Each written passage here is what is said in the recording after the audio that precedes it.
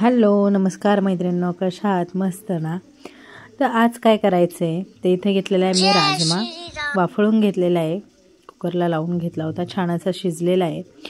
तर इकडे मी काय घेतलेला आहे, कांदा घेतलेला आहे, बारीक कट करून कांदा घेतलेला आहे, कढीपत्ता घेतलेला आहे आणि टोमॅटो घेतलेला आहे। आणि मसाला त्याच्यामध्ये काय काय ॲड करायचं आहे त्याच्यासाठी मी थोडेसे शेंगदाणे घेतलेत, थोडंसं धणं घेतले, जिरं घेतले, खोबरं घेतलंय, लसूण घेतलाय, हिरवी मिरची घेतली आहे आणि कोथिंबीर घेतली आहे। तर याचा आपल्याला मसाला रेडी करायचा आहे। चला मग आपण घेऊया आता छान असं सर्व असं मस्त खोबरं, लसूण, थोडेसे शेंगदाणे ॲड करायचे, ते पण ऑप्शनली असते, शेंगदाणे नाही टाकले तरी चालेल, पण थोडेसे जर असेल तर टेस्ट ही वेगळी लागते।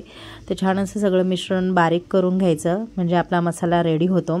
मग इकडे घ्यायची एक कढई, कढईमध्ये घालायचं आहे तेल। तर तेल घातल्यानंतर तेलामध्ये घालायचा आहे कढीपत्ता, कढीपत्ता छान असा तडकून द्यायचा आहे। ओल्या राजम्याची भाजी तुम्ही अशी नक्की करता का? मला आवर्जून सांगा। व्हिडिओ कशी वाटली तेही सांगा आणि लाईक, कमेंट, शेअर, सबस्क्राईब करायला विसरू नका।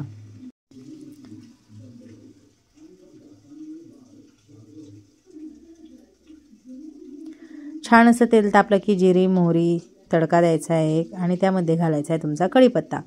जिरी मोहरी कढीपत्ता आणि थोडंसं हिंग असेल तर हिंगही तुम्ही ॲड करू शकता।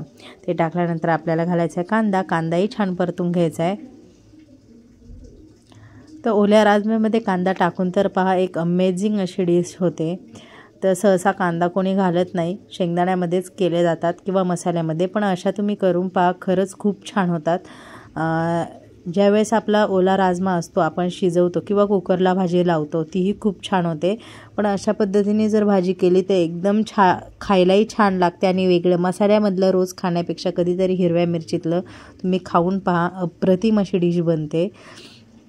तर कांदा आणि टोमॅटो छान परतून घेतल्यानंतर जे आपण वाटण काढलं होतं, जो मसाला वाटण काढलं होतं ते वाटण छान असं परतून घ्यायचं आहे। तर त्याच्यामध्ये थोडीशी हळद घालायची आहे आपल्याला आणि जर तुम्हाला आवडलं तर थोडासा मटण मसालाही तुम्ही त्याच्यामध्ये घालू शकता। मटण मसाल्याने खूप छान टेस्ट येते। तर मी इथे ॲड नाही केलेला, मी हळदी घातलेली आहे कारण की मिरची ऑलमोस्ट ॲड केलेली आहे त्याच्यामध्ये। तर छान असं परतून घ्यायचं तेल सुटेपर्यंत आणि त्यामध्ये ॲड करायचा आहे राजमा। तर तेही पुन्हा एकदा मिक्स करून घ्यायचं आणि मग मिक्सरच्या भांड्यात थोडंसं पाणी घ्यायचं, ते ॲड करून घ्यायचे आणि मग एक 5 मिनटासाठी उकळी काढून घ्यायची आणि छान अशी उकळी आली की मग त्यामध्ये थोडंसं मीठही घालायचं चवीनुसार।